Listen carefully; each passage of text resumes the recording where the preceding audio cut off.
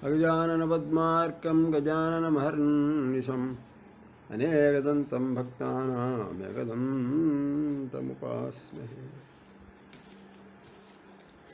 वागीशाद्यास्य मनसः అయ్యమయం దీన్ని తగిలించమే నేను అక్కడ స్విచ్ బయట మర్చిపోయాను, దీన్ని తగిలించడం మర్చిపోయాను. నేనో పాట పాడటం మొదలుపెట్టా. ముసలాడి మీద దయ ఉండదు, అట్లా వదిలేసి దాంట్లో వేయండి, మడత పడింది అది.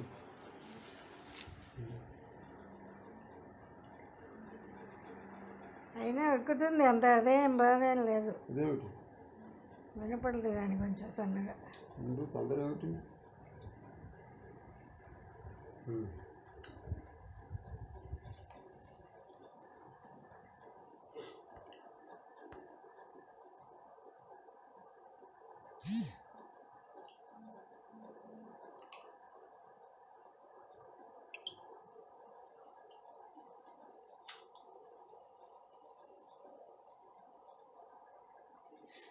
ఎరుగులేని గడవలో కవం పెట్టి తిరుగుతాయి, మాట్లాడదు.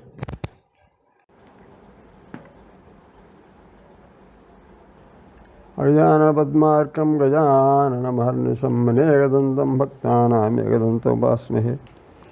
వాగీశాద్యాస్ మనసः సర్వార్థానాముపక్రమే యం నత్వా కృతకృత్యా స్యుః తన్నమామి గజాననం. శారదా శారదాంభోజవదనా వదనాంబుజే సర్వదా సర్వదాస్మాకం సన్నిధిः సన్నిధిం క్రియాత్. యా కుందేందుతుషారహారధవళా యా శుభ్రవస్త్రాన్వితా యా వీణావరదండమండితకరా శ్వేతపద్మాసనా యా బ్రహ్మాచ్యుతశంకరప్రభృతిభిర్దేవైः సదా పూజితా సా మాం పాతు సరస్వతీ భగవతి నిశ్శేషజాడ్యాపహ. द्वर्भिर्युक्ता चतुर्भिः स्फटिकमणिमयीमक्षमालां दधाना हस्तेनेकेन पद्मं स्थितमपि च तथा पुस्तकं चापरेण भासा कुन्देन्दुशङ्खस्फटिकमणिनिभा भासमाना समाना सा मे वाग्देवतेयं निवसतु वदने सर्वदा सुप्रसन्ना. पूजन्तं राम रामेति मधुरं मधुराक्षरं मारुष्यकविता शाखां वन्दे वाल्मीकिकोकिलम्. वाल्मीकिर्मुनिसंवस्य कवितामनचारिणः शृण्वन् रामकथानादं को न याति पराङ्गतिं. यः पिबन् सततं रामचरितामृतसागरमतृप्तस्तं मुनिं वन्दे प्राचेतसमकल्मषं. गोष्पदीकृतवाराशं मशकीकृतराक्षसं रामायणमहामालारत्नं वन्दे नरात्मजम्. अंजनानंदनं वीरं जानकी शोकनाशनं कपीशमक्षं तारं वन्दे लङ्काभयङ्करम्. श्रीराघवं दशरथात्मजमप्रमेयं सीतावतीं रघुरान्वयरत्नदीपं आजानुबाहुमरविन्ददलायताक्षं रामं निशाचरविनाशकरं नमामि. माता रामो मत्पिता रामभद्रो भ्राता रामो मत्सखा राघवेशः. सर्वस्वं मे रामचन्द्रो दयाळु नान्यं दैवं नैव जाने न जाने. नमोस्तु रामाय सलक्ष्मणाय देव्यै च तस्यै जनकात्मजायै. नमोस्तु रुद्रेन्द्रमानिलेभ्यो नमस्तु चन्द्रार्कमरुद्गणेभ्यः शुक्लां ब्रह्मविचारसारपरमाब्जां जगद्व्यापिनीं वीणापुस्तकधारिणीं उभयदां जाड्यान्धकारापहां हस्ते स्फाटिकमालिकां च दधतीं पद्मासने संस्थितां वन्दे तां परमेश्वरीं भगवतीं बुद्धिप्रदां शारदाम्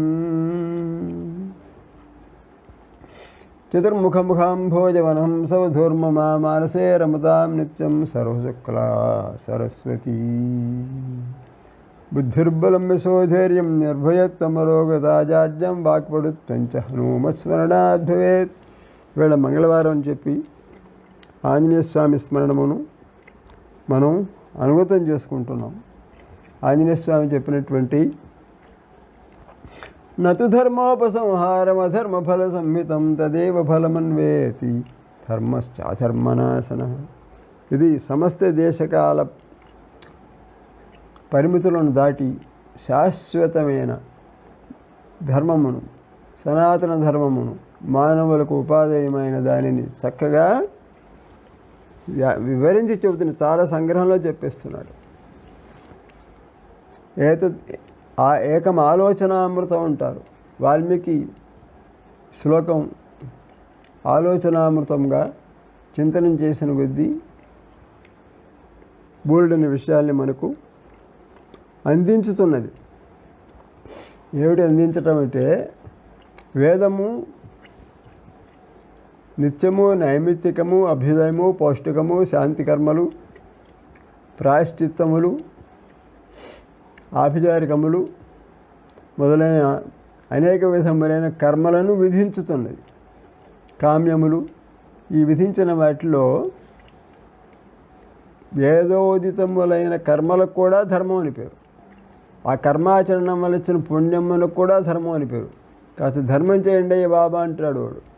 దానం చేయటం అనేది ధర్మం అయితే, ధర్మం చేయండి బాబా అంటాడు ముష్టివాడు. కాబట్టి దానానికి కూడా ధర్మం అనే పేరు వచ్చింది. అనేక స్థలములలో అనేక అర్థములలో ధర్మం అనే పదం వాడబడుతున్నది. ప్రస్తుతము పాపాచరణం వలన ఏ దుఃఖము రాబోతున్నదో దానిని అరిగట్టుకునేటందుకోసము ప్రాయశ్చిత్తం చేసుకోవడం చాలా అవసరమైన విషయం. ఈ మానవ జాతికి పాపాచరణం తప్పనిసరి అవుతున్నది కాబట్టి ఆ ప్రాయశ్చిత్తమును నిత్యకర్మలోనే పంచయజ్ఞానుష్ఠాన రూపంగా మన వాళ్ళు చెప్పేశారు. అదిలా ఉండగా ప్రధానమైన చాలా అతి ముఖ్యమైన విషయం ఏమిటంటే, పుణ్యములు చేయటము, సత్కర్మలను ఆచరించడం సుకరం అవుతుందేమో కానీ పాప ప్రక్షాళనం అంత సుకరం కాదు సుమా అన్నాడు.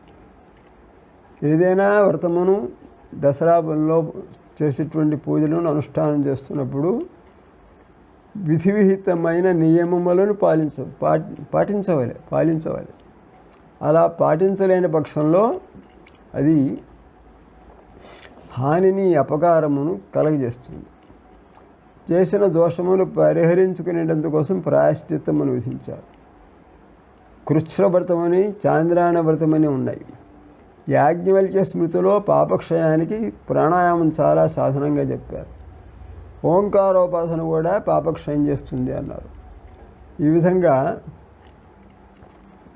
పాపాచరణం అనేది మానవ మాతృలకు తప్పనిసరి అవుతుంది. అంతే ప్రాయశ్చిత్తం కూడా చాలా అవసరమై ఉన్నది. ఈ పాప ప్రక్షాళనం కోసం ప్రాయశ్చిత్తమును వేదము ఏదైతే విధించినదో దానికి కూడా ధర్మము అనే పేరు ఉన్నది. కాబట్టి ధర్మేణ పాపమపనుది అనే వేదవాక్యానికి పాప ప్రక్షాళన చేసేటువంటి ప్రాయశ్చిత్తము మొదలైన కర్మలను మనం అర్థం చేసుకోవాలను. దితి, అదితి అనే ఇద్దరు భార్యలు ఉంటే కశ్యప ప్రజాపతికి, దితీదేవి ఇతరులకు సంతాపం కలిగించేటట్టుగా ఇంద్ర పదవిని నాకు పుట్టబోయే కొడుకు సాధించవలను, అవున ఇంద్రుని కాస్త పడవేయవలను అలాంటి కుమారు నాకు దయచేయవలసింది అని దితి ప్రార్థించింది. సరేనని చెప్పి ఒక వ్రతమును అనుష్ఠించవలసిందిగా కశ్యప ప్రజాపతి ఉపదేశించాడు. ఆమె అనుష్ఠానం చేసే సందర్భంలో ఒకసారి సాయంకాలం పూట తలగడ ఉన్న వైపున కాళ్ళను పెట్టేసేసి జుట్టు వెరుబేసుకుని పడుకున్నది. అది అపచారం అయిపోయింది. అది నియమభంగ ప్రసంగం అయింది. ఆ అదును చూసుకుని ఇంద్రుడు గర్భం నుండి ప్రవేశించి ఆ గర్భాన్ని కాస్త 7 ముక్కలుగా ఛేదించాడు. ఈ విధంగా ఏ పుణ్యమును సంపాదించుతున్నామో మనం దానిని చేతులారా అశ్రద్ధ వలన పోగొట్టుకుంటున్నాము. ఈ వైదిక కర్మలు కదా అని చెప్పేసి వేదమూలకమే కదా అని ధైర్యంతో తపస్సులు చేసినా యజ్ఞానుష్ఠానములు చేసినా కూడా సంకల్పం అనేది సత్సంకల్పం కాని పక్షంలో అది వెగటు ఫలితాన్ని ఇస్తుంది. దక్ష ప్రజాపతి బృహస్పతి సవం చేశాడు. అంత పూర్వమే చతుర్ముఖ బ్రహ్మ ఆయన్ని అనుగ్రహించాడు. ప్రజాపతిలో అందరిలోకి నువ్వు శ్రేష్ఠుడవు సుమా అని చెప్పేసి ప్రజాపతులలో ఆయన దక్షుడు అని వాళ్ళ మీద ఆధిపత్యం ఇచ్చాడు. అయినప్పటికీ కూడా సంతోషించకుండా బృహస్పతి సవం ఎందుకంటే సాటివారిలో మేటి అయ్యేటందుకోసం బృహస్పతి సవం చేస్తారట. మరి ఇప్పటికే ఆయన శ్రేష్ఠుడై ఉన్నాడు కదా. ఇదే సెల్ఫ్ అవేర్నెస్ లేకపోవడం, సంతృప్తి లేకపోవడం. ప్రధానంగా మనస్సులో అల్లుడైన శివుని అవమానించేటందుకోసం అతనికి యజ్ఞభాగం లేకుండా నేను యాగం చేసి చూపిస్తాను సుమా అని ఛాలెంజ్ చేసిన వాడై, సవాల్ చేసిన వాడై ఆరంభం చేశాడు ఆయన. కాబట్టి అది వికటమైన ఫలితాన్ని ఇచ్చింది. కాబట్టి ఈ విధమైన దుష్ఫలితాలను కలుగజేస్తున్నప్పుడు ఈ వైదిక కర్మల యందు కూడా అవి ఏం చేసినాయి, వెరితలలు వేసినంత పని అయింది ఆ యుగంలో. అప్పుడు వీటికి సరియైన మార్గమునందు వీనికి పథ నిర్దేశం చేయవలన ఉద్దేశంతో భగవంతుడు శ్రీకృష్ణ అవతారం ఎత్తినట్టు. కాబట్టి శ్రీకృష్ణుని యొక్క అవతారం రెవల్యూషనరీ టైప్. మనం చింతనం చేస్తున్న కొద్దీ శ్రోతల యొక్క అనుగ్రహం వల్ల చెప్పేవాళ్ళకి వైసద్యం అనగా క్లారిటీ లభ్యమవుతున్నది. ఎలాగంటే అహింసారత క్షుద్ర అహింసను గురించి చెప్పుకున్నాం. ధర్మంలో అతి ప్రధానమైందని. ఈ ధర్మబుద్ధితోనే శ్రీమద్ రామాయణమును మనం అర్థం చేసుకుంటున్నాం. కాబట్టి అర్థం చేసిన సందర్భంలో ప్రాయశ్చిత్తమును విధించే సమయంలో మాత్రం నిర్దాక్షిణ్యంగా కఠోరంగా ప్రవర్తించవలసిందే. దీని ఏ ప్రాయశ్చిత్త విధి విధానం ఉందో దానిని మతపరంగా చూస్తే, ధర్మపరంగా చూస్తే దండనీతి అంటారు. ఈ రోజులలో సమాజమును పరికించినట్లయితే ప్రజాతంత్ర యుగంలో అడ్మినిస్ట్రేషన్ ఢీలాఢోలా అయిపోయి లా అండ్ ఆర్డర్ అనేది చాలా శిథిలమై ఉన్నది. కాబట్టి ప్రజలు దానివలన సరైన నడవడికను నేర్చుకోవట్లేదు. ధర్మపరంగా చూసుకుందామా అంటే నా స్వానుభవాన్ని చెబుతున్నాము, భాగవతాన్ని కోట్ చేస్తూ చెబుతున్నాను. బలరామస్వామి ఒకసారి నైమిషారణ్యం వెళితే అక్కడ మునులందరూ కూడా సూతుల వారిని కూర్చోబెట్టి తను 4వ జాతి వాడైనా కూడా బ్రహ్మాసనం ఇచ్చి అతని ముఖం నుండి పురాణాలు వింటున్నారు. బలరామస్వామి వెళ్ళినప్పుడు ఆయన లేచి నిలబడేదని చెప్పేసి కోపం వచ్చి ఒక దర్భపోటుతో అతన్ని కాస్త వధించేశాడు. అయ్యో ఎంత పని అయిందయ్యా, ఇతనికి మేము బ్రహ్మాసనం ఇచ్చాము కాబట్టి నీకు బ్రహ్మహత్య చేసినంత పాతకం వచ్చింది, కాబట్టి తీర్థస్నాయి విశుద్ధ్యసే, నీవు తీర్థాటనం చేయవలసిందని చెప్పేసి సలహా ఇచ్చారు. ఆ బలరాముడు అప్పుడు తీర్థాటనానికి బయలుదేరాడని భాగవతంలో కథ వస్తున్నది. ఎందుకు చెబుతున్నాను ఆర్తితో అంటే, నేను బదరీ క్షేత్ర యాత్ర చేసినప్పుడు ఆ గ్రూప్ లీడరు భోజనాల సమయంలో వాళ్ళందరితో చెబుతున్నాడు, మీరు పిక్నిక్ వచ్చినట్టున్నారు కానీ యాత్ర చేసేందుకు రాలేదు. ఇది ధర్మస్పృహ అనేది పాపభీతితో ఉంటుంది. ఆ పాపభీతిని వదిలేసేసి బ్రహ్మహత్య పాతకాన్ని కూడా క్షీణింపజేసేటువంటి చాలా గొప్ప విషయము తీర్థయాత్ర క్రమణం అనేది అని దానిని గ్రహించుకోకుండా కోడ్ ఆఫ్ కాండక్ట్ని బయలుదేరే వాళ్ళకి ముందుగానే తెలియజేసి నియమములను విధించి ఉండవలసింది. వాళ్ళు గ్రహించుకుని ఉండవలే, ఈ మహత్వాన్ని తెలుసుకోవాలి. ఇది సెల్ఫ్ అవేర్నెస్ లేదు అని మాటి మాటికి చెబుతున్నాను నేను. ఈ లేని కారణం చేత మిగిలింది ఏమిటి అంటే సెల్ఫ్ అబ్యూస్. మేము శ్రోత్రియులము అనే వాళ్ళలో ఫోబియా, ఆ తర్వాత గిల్టీ కాన్షియన్స్, సూపర్స్టిషన్స్ తప్పితే వాళ్ళ దగ్గర ఏమి మిగలలేదు. ఇకపోతే తక్కిన వాళ్ళ సమాజం చూసుకుందామంటే ఒక మితిమీరిన ధనవంతులు శుభ్రంగా ధర్మాన్ని, పుణ్యాన్ని, మోక్షాన్ని కొనేసేసుకుందామని బయలుదేరారు. వాడు ఈ కలియుగంలో నా ప్రస్తావన ఎందుకు చాలా తపనతో వస్తున్నది అంటే, ఈ వర్తమాన కాలంలో హిందూ ధర్మము దాని గురించి తెలుసుకోవాల్సిన మూల సూత్రములు ఉన్నవి. పాపభీతి, స్వర్గము నరకం ఉన్నవి అనేటువంటి ఆస్తిక్య బుద్ధి, ప్రాయశ్చిత్తం అనేది చాలా ప్రధానము. పాపమును స్పృశించకుండా యథాశక్తి సన్మార్గమునందే వర్తించవలెను. సమయపాలనము ఇది అతి ప్రధానము. మొదలైన విషయములను నేర్చుకోకుండానే ఈ రోజులలో అందరికీ చాలా సులువుగా అహంత్వా సర్వపాపేభ్యో మోక్షయిష్యామి మా శుచ అని ఒక శ్లోకం లభ్యమైంది. సర్వధర్మాన్ని పరిత్యజ్యాన్ని కానీ ధర్మాన్ని వదిలేయచ్చును కదా అనుకుంటున్నారు జనం. ఇది చాలా పెద్ద మోసం అయిపోయింది.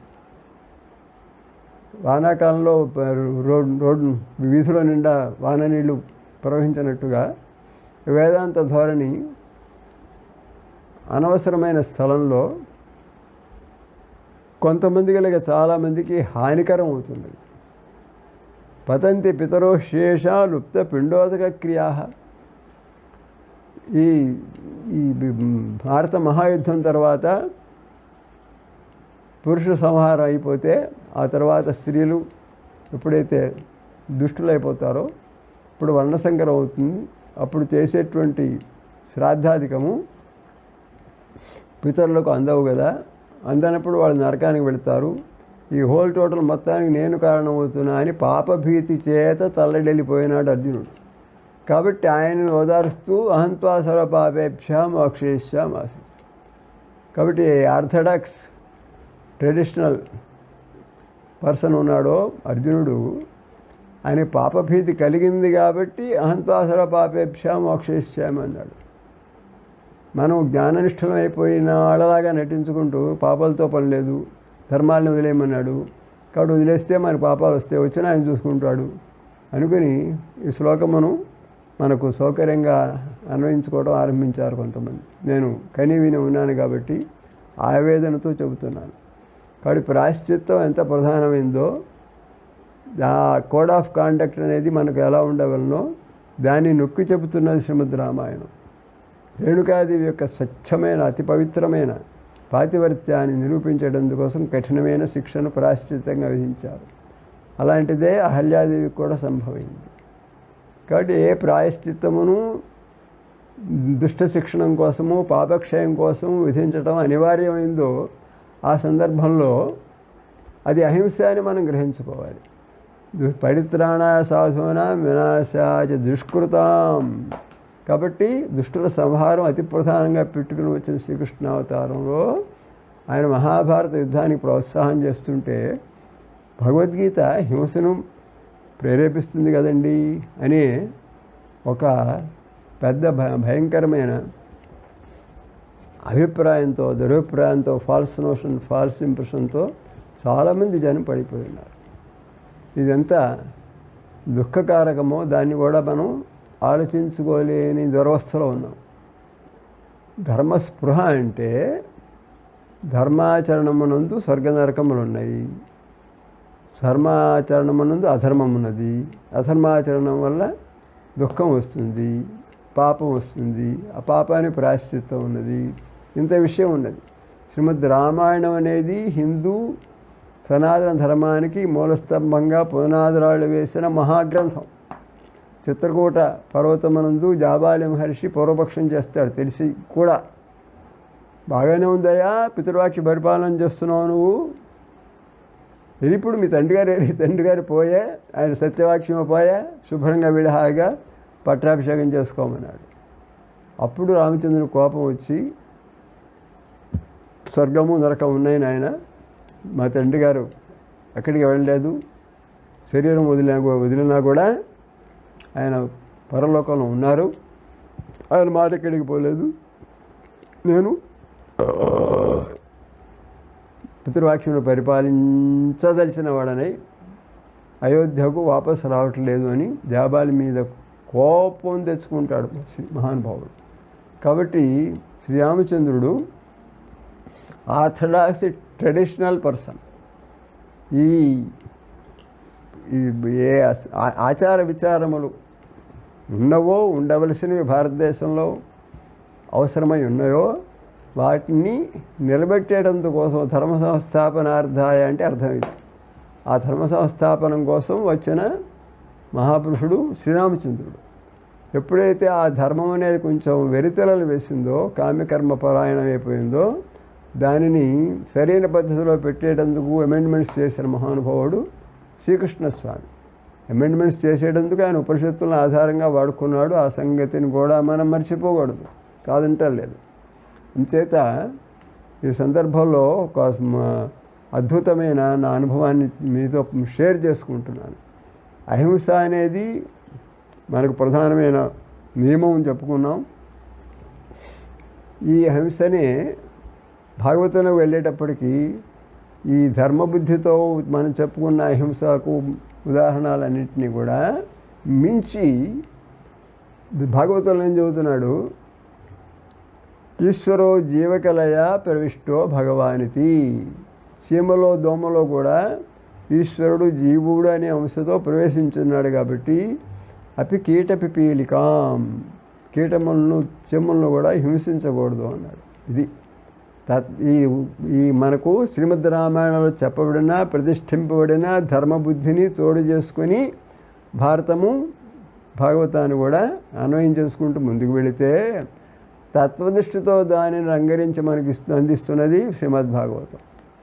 కీటము పిపీలికను కూడా నీవు హింసించకూడదు. ఎందువేళంటే అక్కడ జీవుడు ఉన్నాడు, జీవుడు అంటే పరమాత్మ. ఇది ఈ తత్వదృష్టితో సహితమైన ధర్మదృష్టిని మనము అవగాహన చేసుకుని దాన్ని కూడా బ్రాట్ ఓవర్ చేసుకుంటూ భాగవతం జోలికి వెళ్ళలేము. ఈ విధంగా విస్తృతమైనటువంటి ధర్మదృష్టితో శ్రీమద్ రామాయణాన్ని పరికించినట్లయితే మన ఆంజనేయ స్వామి చెప్పినటువంటి శ్లోకము చిరస్థిరంగా సనాతన ధర్మానికి మూలస్తంభములలో ఒకటిగా దీన్ని మనం గుర్తుంచుకోవాలి. ధర్మశ్చ అధర్మనాశన, మనం ధర్మాచరణం చేస్తున్నాం కదా అని మనంతటా మనం సంతృప్తి పడకుండా ఏ నియమనిష్టలు శాస్త్రమనందు ధర్మశాస్త్రమనందు ప్రిస్క్రైబ్ చేయబడి ఉన్నవో వాటిని మర్చిపోకూడదు. మర్చిపోయిన కారణంగా ఏ తీర్థయాత్ర ఆచరణం అనేది అంత మహా గొప్పగా చెప్పాడో భాగవతంలో, దానిని మనం దుర్వినియోగం చేస్తున్నామే, ఏమి తెలుసుకోలేకపోతున్నామే అని చెప్పేసి నా జీవితంలో ఉన్న ఉదాహరణతో నేను దీని ప్రస్తావన చేస్తున్నాను. శ్రీమద్ రామాయణంలో ఆంజనేయ స్వామి అద్భుతమైన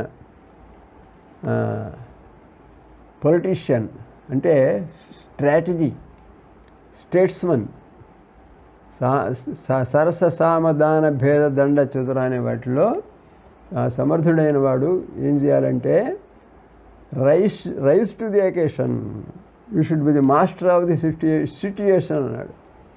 కిష్కింధాకాండలో ఒకచోట ఈ వానర వర్గం అంతా కూడా నిరాశాపరులైపోయి ప్రాయోపవేశం చేసి ప్రాణత్యాగాలు చేసేసేద్దాం, ఇంకా మనకు సీతమ్మ లభించుతుంది, ఈ పాడన వెళ్ళామంటే సుగ్రీవుడు మనకు అయిపోయింది, శిరశ్ఛేదం చేయించేసేస్తాడు అని వాళ్ళందరూ అక్కడ కూలబడిపోయినారు. అంగదుడు వాళ్ళకి లీడర్ అయిపోయి, నాకు అసలు నా బాబాయ్ మీద నమ్మకం లేదు, నన్ను యువరాజు చేస్తాడని నేను అనుకోను, మా నాన్నగారిని వధింపజేశాడు, మా అమ్మని తీసుకెళ్ళి రుమతో పాటుగా అంతఃపురంలో ఉంచుకున్నాడు. అందుచేత నేను మాత్రం వచ్చేది లేదు, నాతో ఇక్కడ ఉండదలిసిన వాళ్ళు ఇక్కడే మనం చిన్న రాజ్యం చేసుకుందాం అన్నాడు. చివరికి ఒక గ్రూప్ తయారైపోయి, గ్రూపిజం, ఓ ముఠా, ఓ పార్టీ తయారైపోయి ఆ పార్టీ అంతా కూడా అక్కడ దక్షిణ దిక్కుగా బయలుదేరిన వానర వర్గం అంతా కూడా సుగ్రీవునికి ఎగేనస్ట్గా పార్టీ నిలబడేట్టుగా తయారవుతుంది. నెమ్మదిగా ఈ మాటల్లో ఓరే కొంప మునిగిందిరా అని ఆంజనేయ స్వామి కలుగ చేసుకుని ఆ వానరులందరూ కూడా నచ్చజెప్పి అంగదునికి వచ్చినటువంటి ఆలోచనని భగ్నం చేసి అక్కడ అతను మళ్ళీ వీళ్ళందరినీ మార్గంలో పెట్టుకోగలిగాడు. అది బుద్ధిమతం వరిష్టం. బుద్ధిమంతుడైన వాడు సమయానికి ఆదుకోవాలి. ప్రతి చోట ఇంటర్ఫియరెన్స్ మనకెందుకు లేస్తూ అనుకోవటం ఎక్కువ అవుతుంది ఈ రోజుల్లో. ఇంటర్వెన్షన్ అనేది ఉండాలి ఇంగ్లీష్లో. ఇంటర్వెన్షన్గా మధ్యవర్తిగా ఉండి కార్యనిర్వహణ చేసి దక్షతను నిరూపించుకోవాలి. ఆ సందర్భంలో ఆంజనేయ స్వామి చూపించిన స్ట్రాటజీ, స్టేట్స్మెన్షిప్ ఉందే, చాలా చాలా ప్రశంసనీయమైనది. ఇంతేకాకుండా మన హనుమంతుని యొక్క శీలమును కొనియాడుతున్నాం మనం. ఎంత కొనియాడినా చాలదు. ఆయన యొక్క వినయం ఎంత గొప్పది అంటే, ఆయన రామాలయంలో అలాగ ఉంటూనే ఉంటాడు, శివాలయంలో కనిపిస్తాడు, నృసింహాలయంలో కనిపిస్తాడు, వెంకటేశ్వర ఆలయంలో కనిపిస్తాడు. ఇంతేకాకుండా గ్వాలియర్లో నేను ఉన్న రోజుల్లో గమనించింది ఏమిటంటే, దుర్గామ్మవారి గుండ్లు మందిరాలు చిన్నవి చాలా ఉండేవి అక్కడ. ఆ ప్రతి చోట అమ్మవారి పాదాల దగ్గర ఒక ఆంజనేయ స్వామి విగ్రహం ఉండేది. ఏమిటి ఇది నాతో ఆలోచిస్తే, ఆంజనేయ స్వామి సర్వదేవతా స్వరూపుడు. ఆయన హనుమత్ సంభవం ఎలా సంభవించింది చూసినట్లయితే పరాశర సంహిత ప్రకారము ఆయన సమస్త దేవతా అంశములు ఆయనలో ఉన్నాయి. ఆ విధంగానే సప్తశతి మనం పాలన చేస్తున్నప్పుడు చూసుకుంటే సమస్త దేవతలు కూడా వారి యొక్క అంశాలను, తేజస్సులను మూర్తీభవింపజేసి దుర్గాదేవిని అవతరించేట్టుగా చేశారు వాళ్ళు. కాబట్టి దుర్గాదేవి స్త్రీ రూపము, ఆంజనేయ స్వామి పురుష రూపం. కాబట్టి వారిద్దరికీ ఒకే చోట సన్నిధానము చాలా ఔచిత్యభరితమని తర్వాత వచ్చింది మనకు. ఇంత గొప్పవాడై కూడా తాను ఏమిటే గొప్పతనం అంటే, శ్రీరామచంద్ర ప్రభు యొక్క దాసాదాసుడై శ్రీరామ మందిరంలో తప్పకుండా ఉంటాడు. శ్రీరామ మందిరం లేకుండా ఆయనకు బోల్డెన్ని మందిరాలు ఉన్నాయి, కానీ శ్రీరామచంద్రుడు ఉన్న చోట ఆయన తప్పకుండా ఉండాలి. ఈ విధంగా పుత్రాదిచ్ఛేద్ పరాజయం ఉన్నట్టుగా ప్రభువుని మించినటువంటి దాసుడు మహానుభావుడైన శ్రీరామచంద్రుని కంటే కూడా ఈయనకి పాపులారిటీ లేక ప్రసిద్ధి లేక అమితమైనటువంటి పరపతి లోకంలో ఉన్నదేమో అని అనిపించుతున్నది. జంగుతూనే నన్ను క్షమించమని ప్రార్థించుతూ ఆంజనేయ స్వామి నేను మరల ప్రశంస చేస్తున్నాను. ఈ విధంగా శ్రీమద్ రామాయణంలో మనము అహల్య, రేణుక వాటికి వారిద్దరికి కూడా ఈ విధంగా పాపక్షయానికి ప్రాయశ్చిత్తం విధించారో వాళ్ళకి కూడా అలాగే విధించాడు ఎవరు? శ్రీరామచంద్రుడు. దాన్ని గ్రహించుకున్నట్లయితే మనకు సరి అయినటువంటి అవగాహన లభ్యమవుతుంది. శ్రీరామచంద్రుడు ఎప్పుడైతే సీతావియోగంతో ఆయన సీతాన్వేషణ పడిపోతున్నాడో, అంత పూర్వము దానికి మూల కారణమైన ఈ హరిణం జింక రూపంతో మారీచుడు బయలుదేరుస్తున్నప్పుడు మారీచుడిని ప్రేరేపణ చేసేటందుకోసం రావణాసురుడు వచ్చి చెప్పాడు, నీవు బంగారు జింకగా మారు రూపం ధరించిన వాడవై ఆకర్షణ చూపించు, నిన్ను చూసి ఆకర్షితులైపోయి నేను పట్టుకోమని చెప్పేసి సీతాదేవి శ్రీరామచంద్రుడిని పంపిస్తుంది. అప్పుడు శ్రీరామచంద్రుడిని నువ్వు దూరంగా తీసుకొని పోగలవు, పోయిన తర్వాత నేను సీతాపహరణం చేయగలను అని చెప్పేసి తన ప్లాన్ను అతనికి చెప్పాడు. చెప్తే అప్పుడు మళ్ళీ ఒక సువర్ణాక్షరములతో రచింపదగిన శ్లోకం ఇచ్చాడు అక్కడ వాల్మీకి. సులభా పురుషారాజం సతతం ప్రియవాదిన అప్రియస్య చ పథ్యస్య వక్తా శ్రోతా చ దుర్లభ. దీన్ని గ్రహించుకున్నవాడై భారవీ మహాకవి కిరాతార్జునీయంలో హితం మనోహారిచ దుర్లభం వచ అన్నాడు. ఇది రాజనీతికి సంబంధించింది. ఇంతేకాకుండా సామాన్య ధర్మముగా ప్రతి ఒక్క వ్యక్తి గ్రహించుకోవలసి ఉన్నాడు. హితవచనం ఎప్పుడు ట్రూత్ ఈజ్ ఆల్వేస్ హార్ష్ అన్నట్టుగా హితవచనం ఎప్పుడు పరుషంగా ఉంటుంది. పెద్దవాళ్ళు ఎప్పుడు కోపడుతూ ఉంటారు, అలా ఎందుకు చేసావు ఇలా ఎందుకు చేసావు అని. వాళ్ళ హితం కోరిన వాళ్ళై ఎప్పుడైతే అలా కాదు అని చెబుతారో దానిని వినయ స్వభావంతో చక్కగా గ్రహించుకుని లాభాన్వితులు కావటం అనేది యువకుల యొక్క ధర్మకర్తవ్యం. ఇది చాలా ప్రధానమైన విషయం.